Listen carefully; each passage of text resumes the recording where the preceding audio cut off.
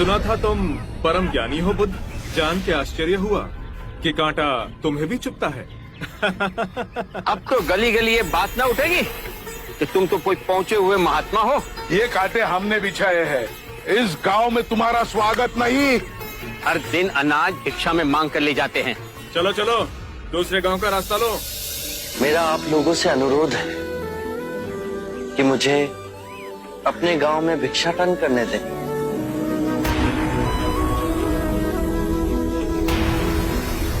ठीक है, भिक्षा चाहिए तो दे अपने रक्त की आहुति।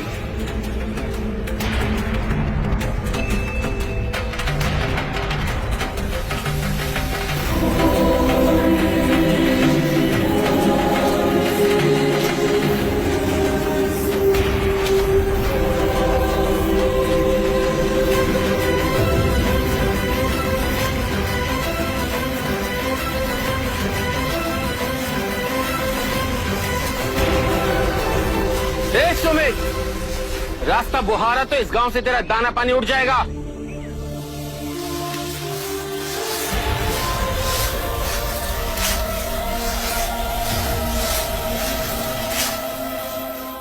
आप गांव में प्रवेश कीजिए। इन मुट्ठी भर लोगों से कई अधिक लोग आपको भिक्षा देने के लिए आतुर हैं।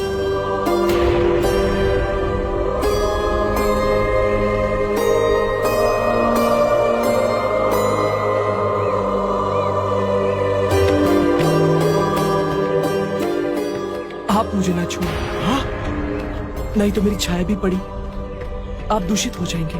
क्यों दूषित हो जाऊंगा मैं? तुम भी हम सभी की तरह मनुष्य ही हो, और एक मनुष्य का स्पर्श दूसरे मनुष्य को कैसे दूषित कर सकता है? केवल लालच, घृणा, मोह, तृष्णा हम ही मनुष्य को दूषित करते हैं। और तुम जैसा मनुष्य जिसमें इतना प्यार भरा हो, वो केवल दूसरों को सुख ही दे सकता है, दुख नहीं। कैसे महात्मा हो तुम? तुम्हें तो जाति वर्ण का ज्ञान भी नहीं है। चोला पहने कोई सन्यासी नहीं होता। अरे पाखंडी हो तुम, पाखंडी। जो मानव से उसकी मानवता को छीनता है, पाखंडी वो होता है। यदि मुझे पाखंडी कहे आप सभी को संतोष मिलता है तो ये उचित है, परंतु इस मनुष्य में भी हमारी तरह प्राण बसे। इसे नीचा कहे, इसका तिरस्कार करना सबसे बड़ा पाखंड है। यदि जानते नहीं हो तो मैं बता दूं, ये धर्मशास्त्र है। पाखंड कैसे हुआ? जिस मिट्टी से सारी मानवता का सृजन हुआ, उसी से इसका भी हुआ। मानव और मानव में भेद कर आप सृजनकर्ता पर कीचड़ उछाल रहे हैं। यदि हम आकाश में कीचड़ उछालेंगे तो आकाश तो ऊंचा ही रहेगा, परंतु कीचड़ वापस हमारे ऊपर ही गिरेगा। आकाश ने तो भेद नहीं किया, वो हम सभी को एक पिता समान ढके हुए है। ये धरती धान उपजती है, इसने हमारे साथ भेदभाव नहीं किया। ये हवा हम सभी के लिए समान बहती है। पानी हर प्यासी की तृष्णा को बुझाता है। जब प्रकृति भेदभाव नहीं करती तो हम मनुष्य में भेदभाव क्यों करते हैं? यदि ऐसा है तो इससे संघ में भिक्षु क्यों नहीं बनाते? बहुत अच्छा सुझाव दिया आपने। सुनीत, क्या तुम भिक्षु बनना चाहोगे? मैं अछूत, आप जैसे महात्मा का भिक्षु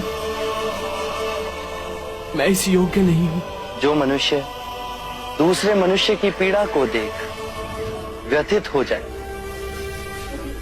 उससे उत्तम कोई दूसरा नहीं।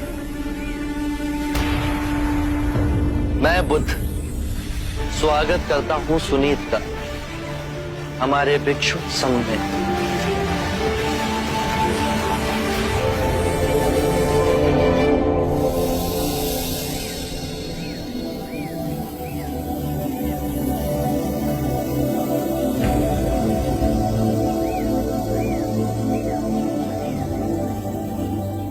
सारा जीवन किसी ने दया के दो शब्द ना कहे मुझसे, और आज इतनी करुणा बरसी है। पहली बार ऐसा लग रहा है कि मैं भी मनुष्य हूं, पर जो मैं कर रहा हूं यह अधर्म तो नहीं? जो अधर्म आज तक हुआ वो अब नहीं होगा। हर मनुष्य में चेतना का द्वार है, बस उसे ही अपनी संभावना को पाना है, अपनी गरिमा पे पुनः लौटना है। मेरा मार्ग प्रेम का है, वहां सबका सत्कार है। गंगा, यमुना, ऐरावती, सरयू, माही, ये सब नदियां हैं, और ये सब अंत में वह सागर में मिल जाती हैं। वहां उनका ना भेद होता है, ना ही नाम।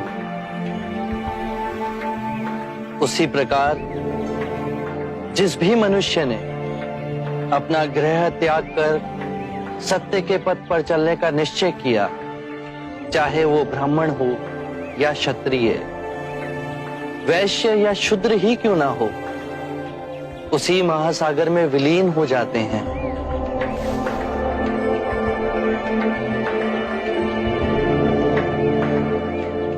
हर मनुष्य के अश्रुओं में नमक होता है, उसके लहू का रंग लाल होता है।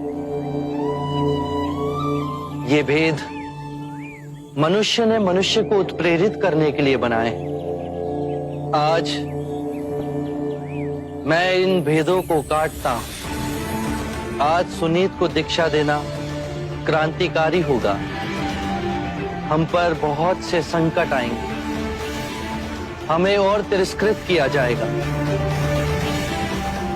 पर सत्य आने वाली आंधी के सामने अडिग रहेगा।